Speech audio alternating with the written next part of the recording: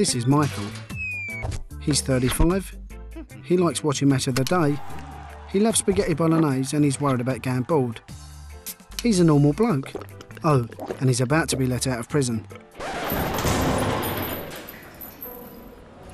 Now who's waiting to meet him at the gates? This is the angry mob.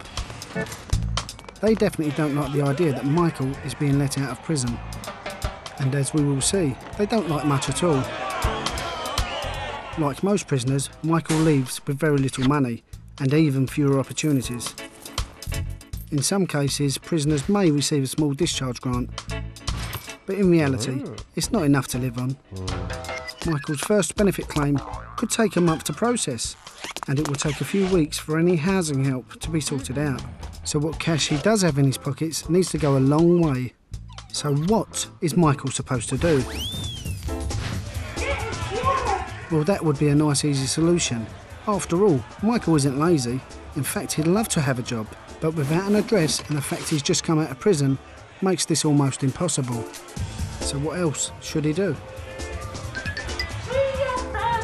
But his family's life has moved on whilst he was on the inside, and now his ex and her newly acquired dog don't really want to know him anymore.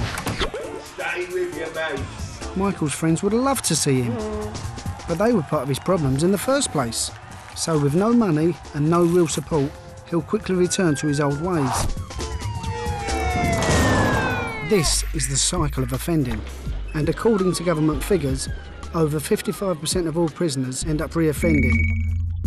This number is even higher for young offenders. Why should we help? For a start, prison numbers are at an all-time high. Helping people not to re-offend can only help reduce this figure. It costs around £164,000 to convict and keep someone in prison for a year. That's £164,000 of the taxpayers' money. Your money. In fact, the cost of re-offending in the UK is an estimated £11 billion a year. That's the equivalent of paying for around 44,000 new nurses and teachers each and every year. Or to put it another way, the government could just give every single person living in Tunbridge Wells £183,333.33.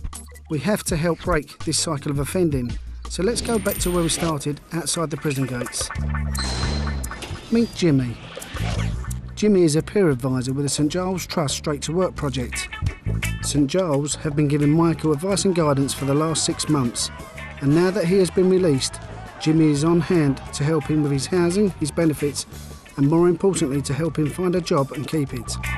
Fortunately, Jimmy really understands the challenges that Michael is about to face, especially in these crucial early days of his release, because Jimmy is also an ex-offender. When he was on the inside, Jimmy was also helped by St Giles Trust, and rather than wasting his prison sentence, he successfully gained an NVQ3 in advice and guidance. This qualification has made him highly employable, and now he uses his skills and experience to help others. With the help of people like Jimmy, St Giles are providing award-winning peer-led services in prisons and the wider community that will break the cycle of offending.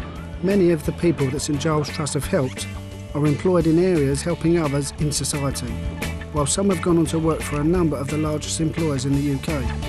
The Straight to Work project is already making a real difference, and in the process is saving taxpayers millions of pounds. The St Giles Trust help and support over 15,000 people like Michael in this way each year.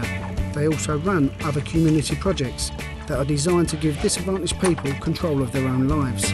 Unlike the angry mob, the St Giles Trust believe that by seeing beyond stereotypes and labels, and with the right support and opportunities, people have the power to change. Doesn't everyone deserve a second chance?